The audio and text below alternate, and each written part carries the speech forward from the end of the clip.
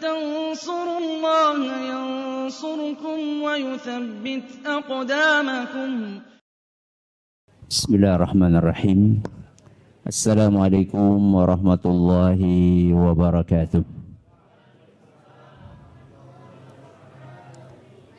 الحمد لله رب العالمين، وبه نستعين على أمور الدنيا والدين، وصلى الله على نبينا وسيدنا محمد وعلى آله وصحبه أجمعين.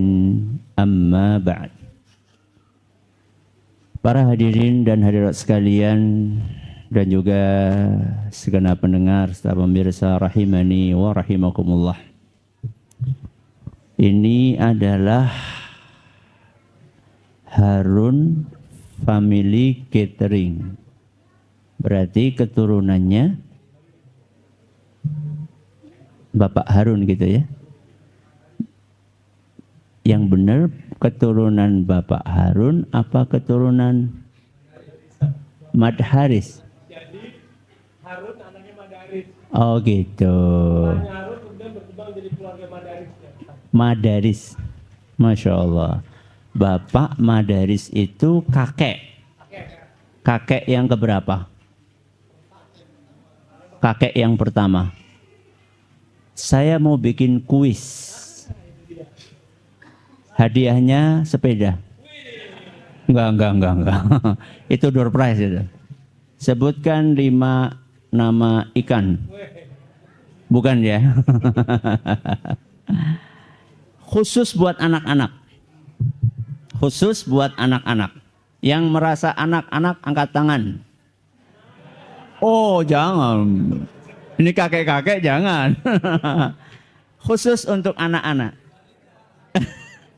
Siapa yang bisa menyebutkan nasabnya sampai kakek Madaris? Anak-anak. Ya, silakan nak. Sini nak, sini. Ada mic nggak? Ada mic nggak? Ya, silakan nak.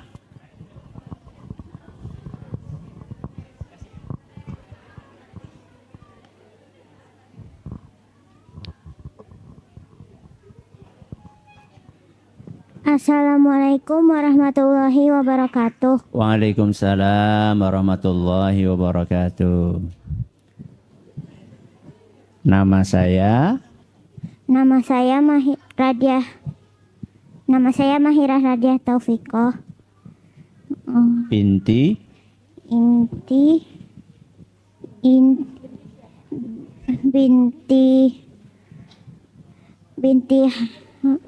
ayahnya siapa ayahnya? Binti Taufik.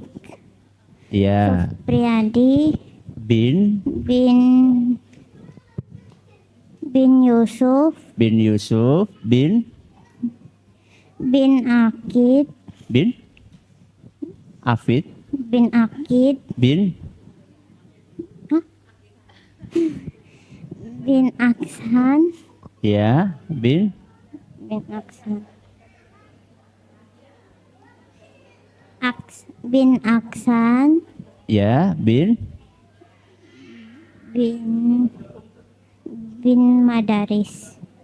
Madaris.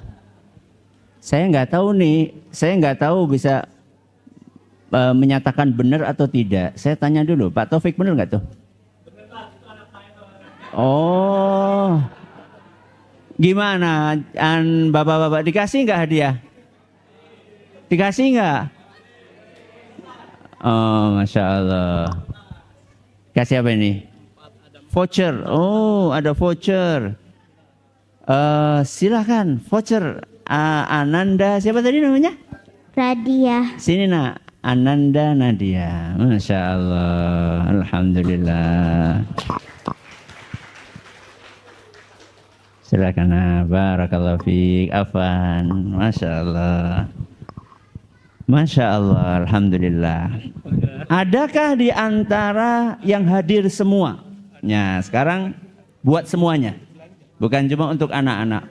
yang bisa menyebutkan nasabnya sampai kakek yang ketujuh? Berat. Angkat tangan.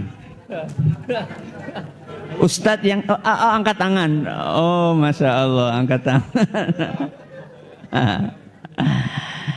Pertanyaannya, seandainya ada di antara kita bisa menyebutkan nasabnya sampai kakek yang ketujuh, apakah artinya dia sudah mengenal dirinya sendiri? Kok sepi? Kalau seseorang dari kita bisa menyebutkan nasabnya sampai kakek yang ketujuh, apakah itu jaminan bahwa dia sudah mengenal dirinya sendiri? Sudah atau belum? Belum tentu. Kenapa saya katakan belum tentu? Karena itu hanya sekedar informasi dasar tentang identitas fisik kita. Belum tentu orang yang bisa menyebutkan nasabnya bahkan sampai Nabi Adam sekalipun. Berarti dia sudah kenal dirinya dengan sedalam-dalamnya. Belum tentu. Karena sejatinya mengenali diri kita sendiri sekurang-kurangnya harus memenuhi 3 hal. Berapa hal? 3 hal. Yang pertama, mengetahui unsur dasar penciptaan manusia. Saya ulangi. Yang pertama, mengenali unsur dasar penciptaan manusia. Yang kedua, mengenali kebutuhan pokok manusia. Mengenali kebutuhan pokok manusia. Dan yang ketiga, mengenali hal-hal yang bisa merusak manusia. Siapa yang bisa ngulangi 3-tiganya dapat hadiah lagi. Ya, silahkan. Masya Allah. Belum jawab nak, jangan tepuk dulu, belum tentu benar. 3 hal. Yang pertama,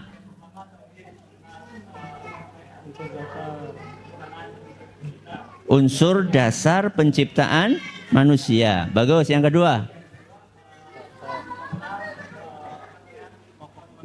bagus, kebutuhan pokok manusia. Yang ketiga, hal-hal yang bisa merusak manusia. Masya Allah. Silakan. Dapat voucher. Masya Allah. Lumayan 50.000. Barakallahu fiik. Kita ulangi ya Bapak Ibu. Apa yang pertama? Mengenali unsur dasar penciptaan manusia. Yang kedua, mengenali kebutuhan pokok manusia. Dan yang ketiga, mengenali hal-hal yang bisa merusak manusia. Kita bahas dari yang pertama. Mengenali kebutuhan, mengenali unsur dasar penciptaan manusia. Bapak Ibu yang kami hormati, manusia itu makhluk spesial yang berbeda dengan makhluk-makhluk lain yang diciptakan oleh Allah. Apa hal yang spesial dan istimewa di dalam diri manusia? Antara lain, manusia diciptakan oleh Allah dari 2 unsur utama. Yang pertama adalah jasmani, yang kedua adalah rohani. Yang pertama adalah unsur lahir, yang kedua adalah unsur batin. Yang pertama adalah fisik kita, yang kedua adalah hati kita. Pertanyaannya, apa bedanya antara jasmani dengan rohani? Jasmani kelihatan, kalau rohani enggak kelihatan. Jasmani itu sesuatu yang kelihatan, misalnya apa? Muka, ini apa? jasmani. Tangan ini jasmani. Kaki ini jasmani. Sesuatu yang kelihatan. Kalau rohani itu sesuatu yang nggak kelihatan. Apa itu rohani? Hati masing-masing dari kita. Pertanyaannya, jasmani dan rohani itu penting mana?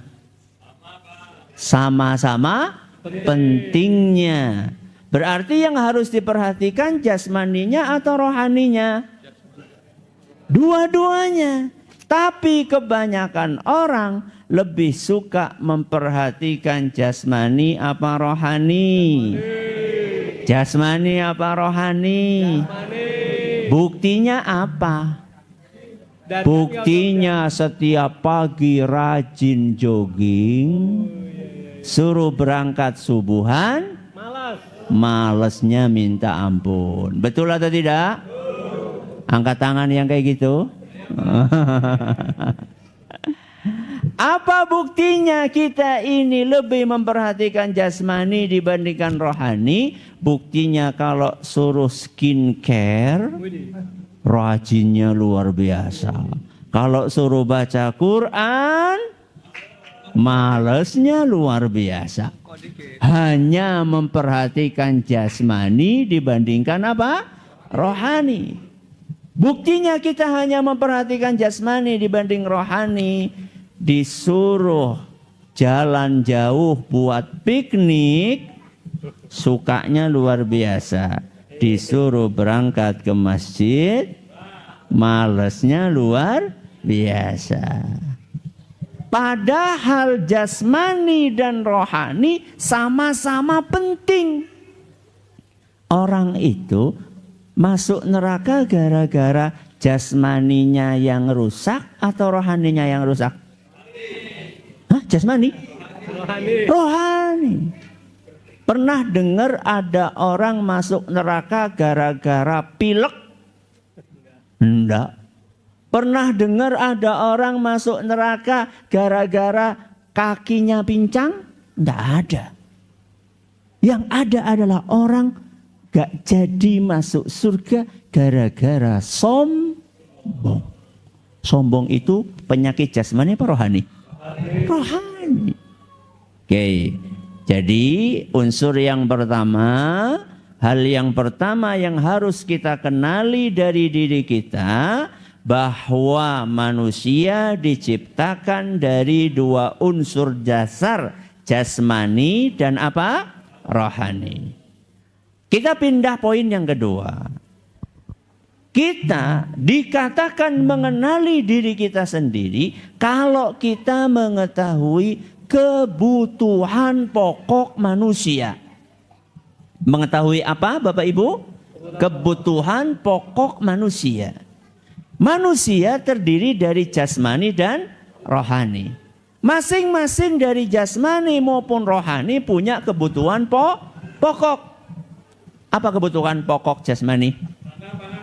Betul sekali. Makan, minum, ya, rumah, pakaian, itu kebutuhan pokok jasmani. Dan itu biasanya kita dapatkan dengan cara bekerja, mencari nafkah. Oke? Itu kebutuhan pokok jasmani. Kebutuhan pokok rohani apa? Ilmu agama. Apa?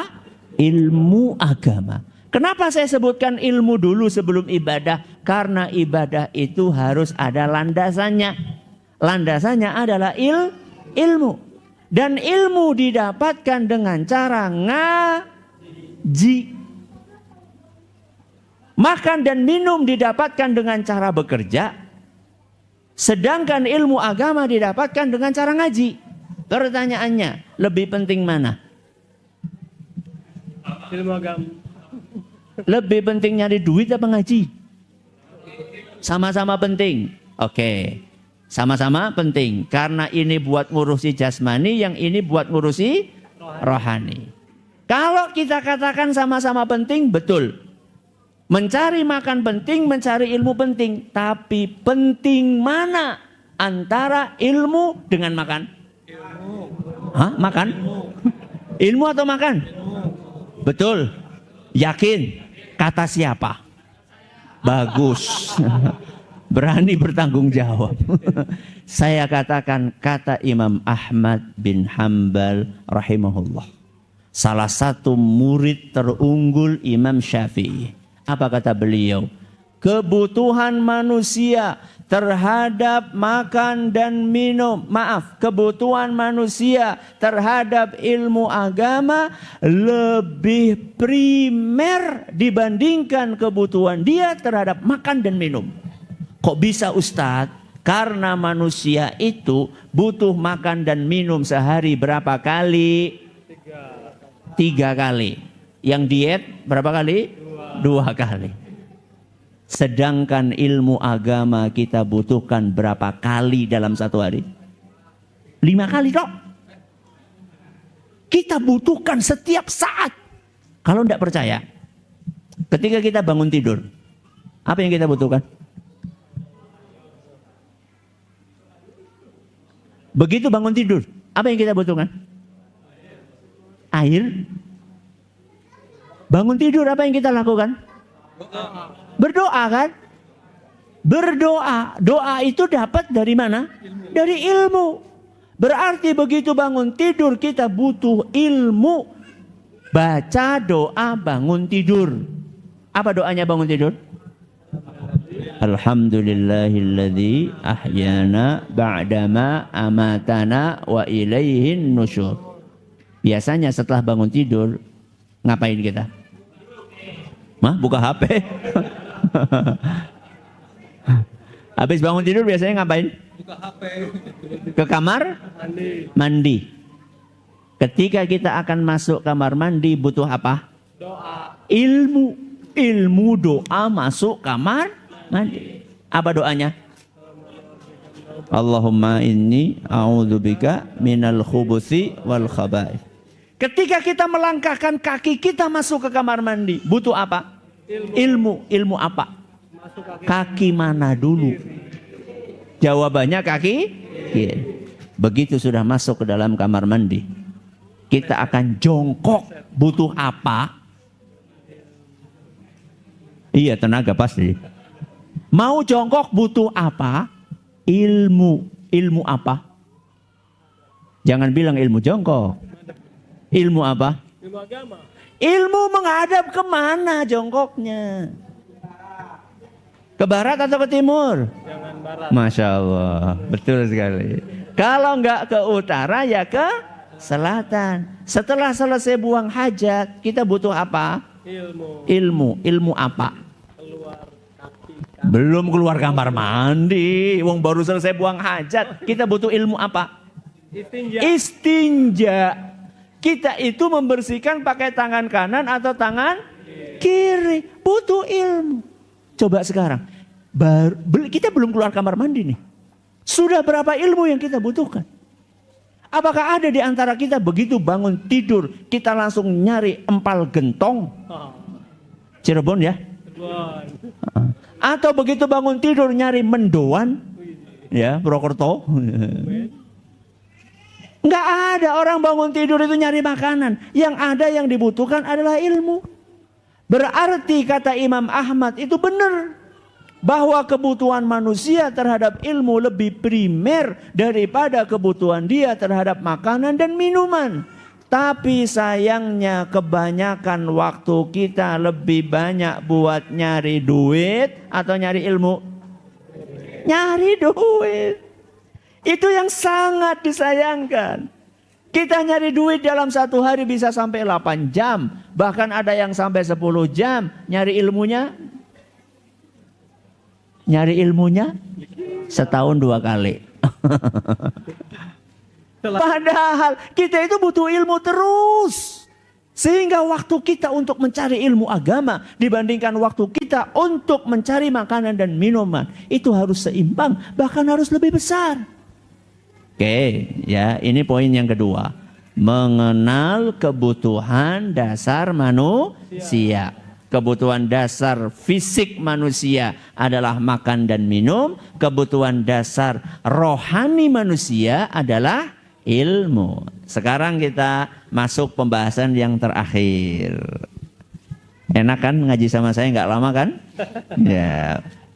Poin yang ketiga. Yang pertama, mengetahui unsur dasar penciptaan manusia. Yang kedua, mengetahui kebutuhan dasar manusia. Yang ketiga apa tadi? Mengetahui hal-hal yang bisa merusak manusia. Karena manusia terbagi unsurnya menjadi dua, unsur jasmani dan rohani, maka kita harus tahu apa saja yang merusak jasmani dan apa saja yang merusak rohani. Yang merusak jasmani apa?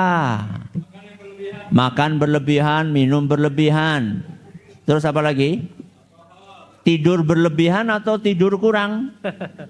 Nah, makan berlebihan, minum berlebihan bahaya. Kalau tidur berlebihan atau kurang tidur? Kurang tidur. Sama-sama dua-duanya. Ya. Malam mainan HP terus sampai jam berapa? 3 pagi. Sampai jam 2. Ya. Setiap hari kayak gitu terus, jasmaninya rusak. Ya, apalagi yang merusak jasmani, nggak pernah gerak. Ya. Sukanya cuma duduk terus, main HP, mager, ya, nggak pernah olahraga. Itu hal-hal yang merusak jasmani. Lah yang merusak rohani apa? Yang merusak rohani adalah dosa dan maksiat. Sebagaimana tubuh kita bisa rusak, hati kita juga bisa rusak. Apa kata Nabi SAW menggambarkan rusaknya hati seorang manusia? Innal abda idza akhta'a khati'atan nukitat fi qalbihi nuktatan sauda. Seorang manusia ketika dia melakukan satu perbuatan dosa, maka akan ditorehkan satu bintik hitam di hatinya. Berarti manusia itu aslinya hatinya apa? Putih. Begitu dia berbuat dosa, maka satu bintik hitam. Kalau dia bertaubat dan beristighfar, maka bintik hitam itu akan dihapus sama Allah. Berarti kalau dia setelah melakukan perbuatan dosa, terus dia ulangi dosanya lagi, dosanya lagi, dosanya lagi. Lama-lama hati yang awalnya putih berubah menjadi apa? Hitam kelam. Na'udzubillahi min dzalik. Kalau sudah hitam kelam, apa yang terjadi? Yang terjadi dia nggak bisa membedakan mana yang baik dan mana yang buruk. Dia tidak bisa membedakan mana yang bermanfaat dan mana yang berbahaya. Dia tidak bisa membedakan mana yang ma'ruf dan mana yang mungkar. Akhirnya yang terjadi bukan amar ma'ruf nahi mungkar, tapi amar mungkar nahi ma'ruf. Terjadi atau tidak itu? Terjadi. Orang mau ngaji malah dihalang-halangi. Orang mau maksiat malah didukung. Itu namanya amar mungkar nahi ma'ruf. Gara-gara apa? Gara-gara hatinya sudah terlanjur hitam. La ya'rifu ma'rufan wa la yunkiru mungkaran. Tidak tahu mana yang ma'ruf, mana yang mungkar. Malah kebalik-balik. Yang ma'ruf dikira mungkar, yang mungkar dikira ma'ruf. Na'udzubillahi min dzalik. Oke, kita ulangi ya. Seseorang akan dikatakan mengenal dirinya sendiri. Yang pertama, kalau dia mengetahui unsur dasar penciptaan manusia. Dari berapa unsur? 2, jasmani dan rohani. Poin berikutnya, manusia akan dikatakan mengenal dirinya sendiri ketika dia tahu kebutuhan pokok manusia. Apa kebutuhan jasmani manusia? Makan dan minum. Apa kebutuhan pokok rohani manusia? Ilmu agama. Pindah poin yang ketiga.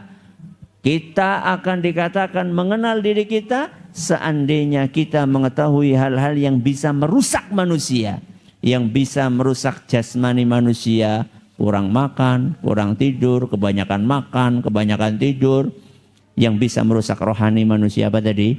Dosa dan maksiat. Alhamdulillah selesai pengajian kita malam hari ini. Singkat, padat. Enak kan ya? Ada yang mau nanya atau tidak? Silahkan. Boleh? Silahkan Ibu.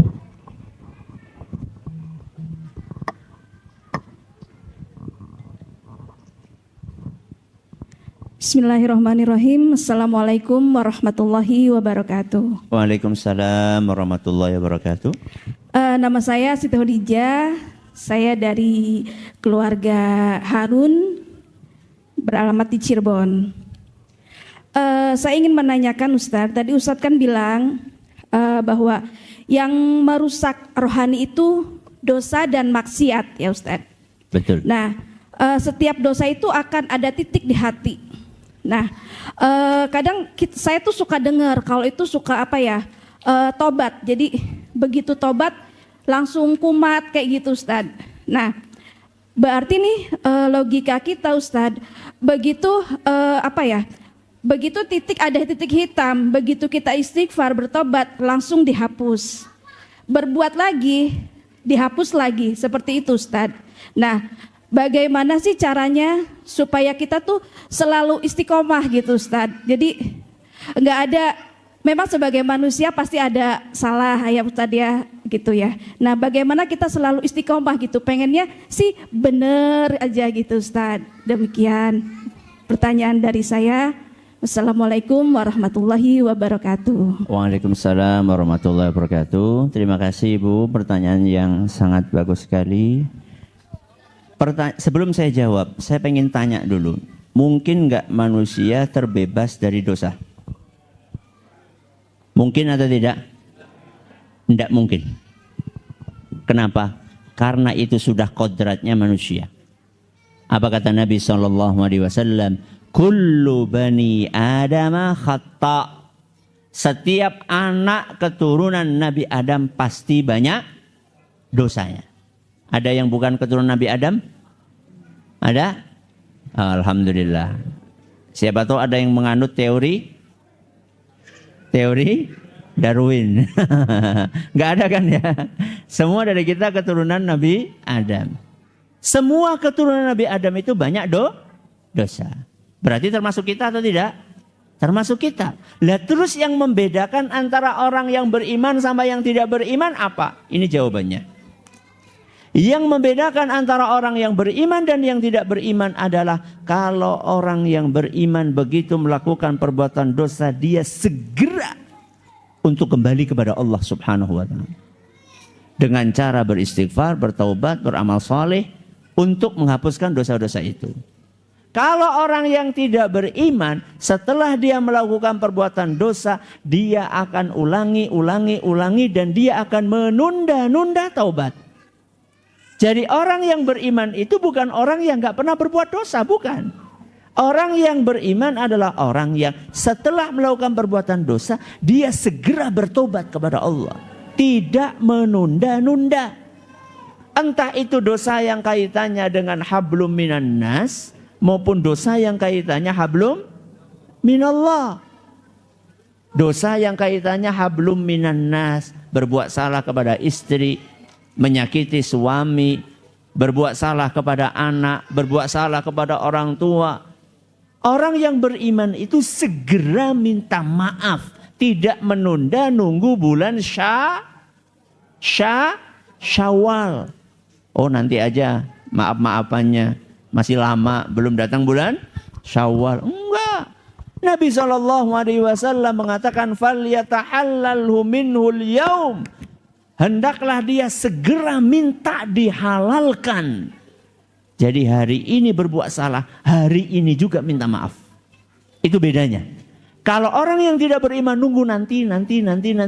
Belum sempat minta maaf, keburu mati. Apalagi yang kaitannya dengan hablum minallah. Sama juga. Orang yang beriman setelah dia berbuat dosa. Jelalatan nih ya. Apa? Jelalatan. Dosa atau bukan? Dosa. maka dia langsung beristighfar, memperbaiki diri, melakukan amal soleh. Yang amal soleh itu akan menghapuskan dosa yang barusan dia kerjakan. Setelah jelalatan, cepat-cepat baca Quran. Karena jelalatannya pakai mata, baca Qurannya pakai mata juga. Akhirnya dosa yang ada di mata dihapuskan sama Allah Azza wa Jalla. Wa atbi'is sayyi'atal hasanata tamhuha. Kata Nabi SAW, setelah melakukan perbuatan dosa, segera melakukan amal soleh, supaya amal soleh itu bisa menghapuskan dosa barusan. Jadi bedanya seperti itu, Ibu. Kalau kita pengen istiqomah, berusahalah setelah melakukan perbuatan dosa, segera mengiringnya dengan amal soleh, dengan istighfar. Ini poin yang pertama. Poin yang kedua, supaya kita bisa istiqomah bagaimana? Kita harus nyari teman yang sefrekuensi. Seapa? Frekuensi. Frekuensinya FM atau AM? Bukan. Maksudnya yang sama-sama suka ngaji, yang sama-sama suka sholat, yang sama-sama suka beribadah. Kenapa? Karena kalau kita punya teman yang sama-sama suka beribadah, saat kita lagi malas ibadah, teman ini bisa mengingatkan kita. As-sahibu sahib. Teman itu bisa narik kita. Pertanyaannya, narik kepada kebaikan atau keburukan? Teman bisa narik. Narik kemana? Kebaikan atau keburukan? Keduanya. Dua-duanya, tergantung temannya. Kalau temannya buruk, dia akan menarik kita kepada keburukan. Kalau teman kita baik, maka dia akan menarik kita kepada kebaikan. Maka supaya kita bisa istiqomah, cari teman yang satu frekuensi. Teman hidup atau teman di kantor? Teman di kantor atau teman hidup? Dua-duanya. Ya dua-duanya. Teman kantor ada nyari yang baik, apalagi teman hidup. Teman kantor itu paling 8 jam di kantor, teman hidup 24 jam. Kalau kita nyari teman yang di kantor aja kita cari yang baik, apalagi teman hidup kita. Makanya suami dan istri itu sangat mendukung keistiqomahan seseorang. Poin yang kedua, cari teman yang satu frekuensi. Poin yang ketiga, minta tolong sama siapa? Sama Allah. Kenapa? Karena hati kita ada di tangan siapa? Allah. Makanya doa, salah satu doa yang paling sering dibaca oleh Nabi SAW adalah Ya Muqallibal Qulub. Terus Tsabbit qalbi ala dinik. Di dalam riwayat yang lain, Allahumma musarrifal qulub, sarrif qulubana ala ta'atik. Inti dari dua doa ini adalah, wahai yang maha membolak-balikkan hati, jadikan hatiku istiqamah di atas agamamu dan selalu taat kepadamu. Jadi kita nggak boleh lepas dari Allah Subhanahu wa ta'ala. Siapa yang hari ini baca doa barusan? Angkat tangan. Masya Allah. Barusan kan kita baca, barusan. Ya, Masya Allah. Barusan baca ya. Ya. Saya tanya sama jamaah sekalian. Kita sama Rasul SAW imannya tinggian siapa? Rasul. Rasul aja sering banget baca doa. Kenapa kita jarang baca doa? Itu namanya keterlaluan. Begitu ya Ibu. 3 jawabannya, semoga bermanfaat. Ada yang lain? Silakan. Silakan Pak Taufik. Terima kasih Ustaz kesempatannya. Saya Taufik. Ustaz, kadang kita dengan kesibukan di kantor merasa ini adalah bagian dari jihad fisabilillah gitu Tad, untuk menghidupi keluarga gitu Tad. Sehingga mencari ilmu agama jadi kurang gitu, kalah dibandingkan ilmu dunia gitu Tad. Mungkin ada nasihat yang terbaik lagi Tad. Terima kasih Tad. Apa yang Pak Taufik katakan bahwa mencari nafkah itu adalah bagian dari ibadah, itu betul sekali. Itu betul sekali. Kenapa demikian? Karena kepala rumah tangga itu punya kewajiban yang nanti akan dipertanggungjawabkan di hadapan Allah. Salah satu kewajibannya adalah memberikan nafkah kepada keluarganya. Tapi pertanyaannya, apakah itu satu-satunya ibadah? Apakah ibadah kita itu hanya mencari nafkah? Jawabannya tidak. Ibadah itu banyak banget. Coba kita perhatikan. Doa setiap pagi, zikir pagi, yang kita baca apa? Allahumma inni as'aluka ilman nafi'an. Terus? Wa rizqan thayyiban. Terus? Wa amalan mutaqabbalan. Siapa yang bisa menerjemahkan doa ini? Angkat tangan. Ya, silakan nak.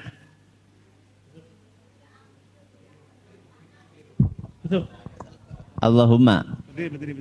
Ya Allah. Ya Allah, aku mohon kepadamu ilmu yang bermanfaat, rezeki yang baik, dan amal-amalan yang diterima. Masya Allah, barakallah fiik. Sini nak.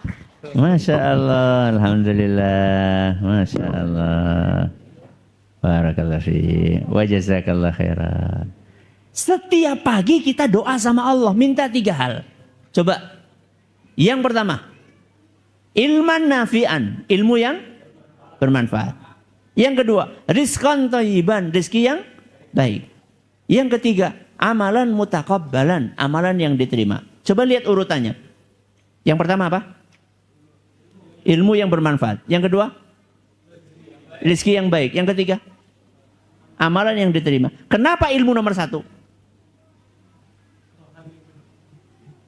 Karena landasannya itu ilmu. Orang gak mungkin akan dapat rezeki yang baik. Perhatikan, rezeki yang baik. Nabi tidak katakan rezeki yang banyak. Pengen yang banyak atau yang baik? Baik dan banyak. Karena rezeki yang baik itu landasannya adalah ilmu. Nomor 1 itu ilmu. Amalan yang diterima juga landasannya ilmu. Makanya ilmu harus menjadi prioritas dalam kehidupan kita. Dan alhamdulillah di zaman kita ini, walaupun kita ini sambil di mobil berangkat kerja, bisa nggak ngaji? Bisa. Beda banget dengan zaman-zaman ratusan tahun yang lalu, belum ada radio, belum ada TV, belum ada HP. Kalau zaman dulu itu orang mau belajar harus menempuh perjalanan ratusan ribuan kilometer. Saya kasih contoh satu. Seorang ulama namanya Yahya bin Yahya Al-Laythi. Salah satu murid Imam Malik bin Anas. Imam Malik tinggalnya di kota Madinah di Arab Saudi hari ini. Sedangkan Yahya bin Yahya Al-Laythi tinggalnya di Andalus. Andalus hari ini mana? Spanyol. Dari Spanyol ke Arab Saudi. Jalan kaki. Siapa yang dari rumah ke sini jalan kaki? Angkat tangan. Nggak ada. Kalau nggak naik mobil, naik kereta. Kalau nggak naik kereta, naik bus. Nggak ada di antara kita yang jalan kaki. Berarti kita ini sudah dikasih kemudahan yang luar biasa oleh Allah Subhanahu wa Ta'ala. Kenapa kita tidak manfaatkan kemudahan itu? Ya, Masya Allah. Allah kasih kita alat yang mau tidur aja kita bisa dengerin pengajian. Bukan nonton drama Korea. Kita bisa dengerin pengajian pakai HP. Kurang apa coba? Ya. Maka betul bahwa mencari nafkah itu ibadah. Tapi ibadah itu landasannya adalah ilmu. Baik, ada yang lain? Silakan. Terakhir Tad, menyambung sedikit Tad. Arti belajar ilmu melalui radio, televisi, tidak langsung tatap muka seperti hari ini gitu, gimana Tad? Bagus, tapi itu tidak menggantikan tatap muka. Bagus, tapi itu tidak menggantikan tatap muka. Kenapa? Ada insya Allah, tapi nggak kelihatan. Bagus tapi tidak menggantikan tatap muka. Kenapa? Karena ilmu itu, ilmu agama itu harus didapatkan dengan cara berguru. Harus punya guru. Kata para ulama kita, al-ilmu dinun, fanzuru amman ta'khuduna minhu dinakum. Sesungguhnya ilmu itu adalah bagian dari agama, maka hendaklah kalian selektif di dalam memilih guru. Orang yang belajar tanpa guru itu lebih banyak salahnya dibandingkan benernya.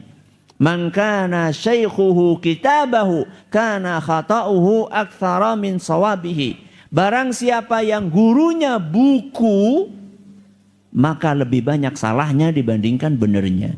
Kenapa Ustadz? Karena buku nggak bisa menegur kita. Kalau guru bisa menegur kita, meluruskan kita kalau keliru. Kita baca buku salah paham mungkin atau tidak? Mungkin. Ngaji salah paham mungkin atau tidak? Mungkin. Cuman gurunya bisa langsung membenarkan, meluruskan. Sedangkan buku tidak. Jadi ngaji pakai radio, ngaji pakai buku, ngaji pakai internet bagus, tapi tidak bisa menggantikan posisi guru. Berarti tetap harus ngaji dengan bimbingan seorang guru. Terakhir silakan. Assalamualaikum Ustaz. Singkat saja saya mau bertanya.